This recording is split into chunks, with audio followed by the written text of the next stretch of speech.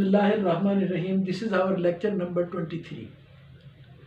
This is about an appraisal technique, the name of which is the internal rate of return, and it is conventionally it is called IRR.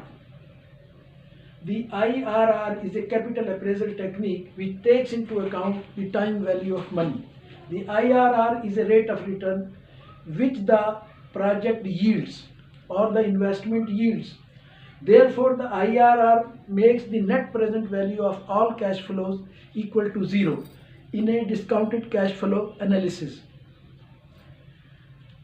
Decision rule of IRR analysis. Generally, the companies establish the minimum required rate of return. If the project IRR is equal or higher than the minimum required rate of the company, the project is acceptable. If the project IRR is lower than the minimum required rate of the company, the project is rejected. Now, how to estimate the IRR? In case of net present value, the discount rate is known. In the IRR method, the discount rate is not known. Actually, discount rate is to be determined, which is called the IRR. The internal rate of return is defined as the rate at which the sum of positive present values is equal to the sum of negative present values. The internal rate of return can be determined by trial and error. That is, by computing the net present values at different percentages to find the rate at which net present value is equal to zero. Here is an example. A company is considering an investment of rupees 1,40,000 in a project. The company's required rate of return is 16% on this type of projects.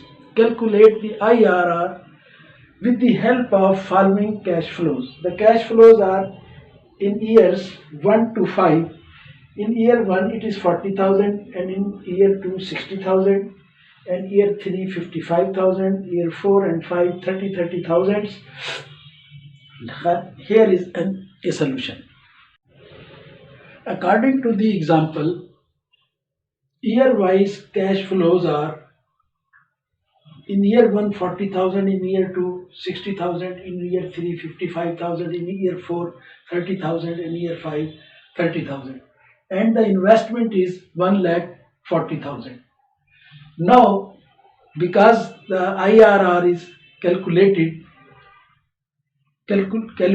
by the help of net present values computed at different rate, we have supposed this rate. This is not given. At 15%, the discount factors are this. These can be seen in the table or can be calculated by 1 over 1/5 raised to the power 1, 1 over 1/15 raised to the power 2, and so on. These can be calculated like this. These can be seen from the table also. When we multiply by this, it comes to 140,000 as such. And here 34,784. When we multiply these, we get 45,366, and here 36,162, and in this case 17,151, and here 14,916. When we add these, we come to 8,379 positive. This is the net present value of these cash flows at 15% discount this comes to, because we want to calculate the IRR. So because this is positive, to get the negative value we must increase the discount factor. Now we calculate at 20%. These are the discount factors, can be seen from the table or can be calculated the same fashion. 2, 3 and so on.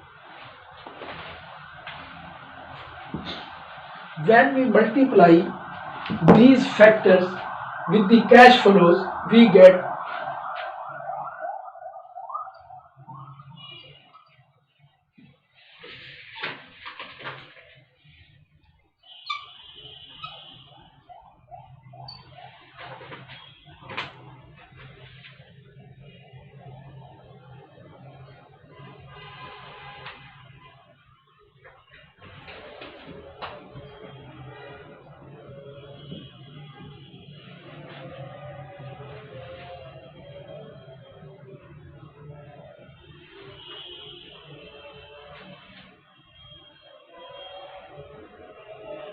when we add these, we get minus 6661.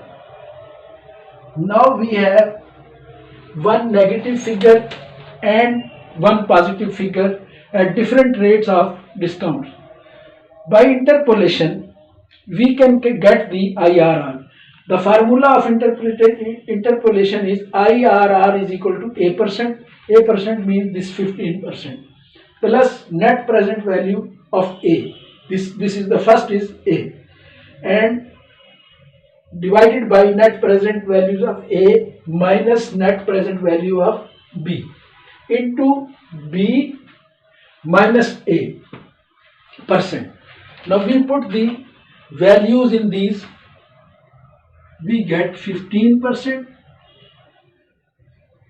plus this figure 8,379 divided by 8 minus into minus 6661 into 20 minus 15%.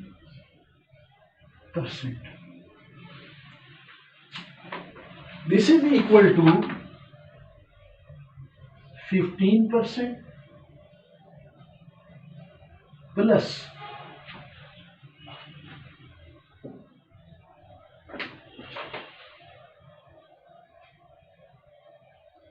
79 over 15,000 0 40. This minus will cause this minus to become plus. Therefore, these are added into 5%. This comes to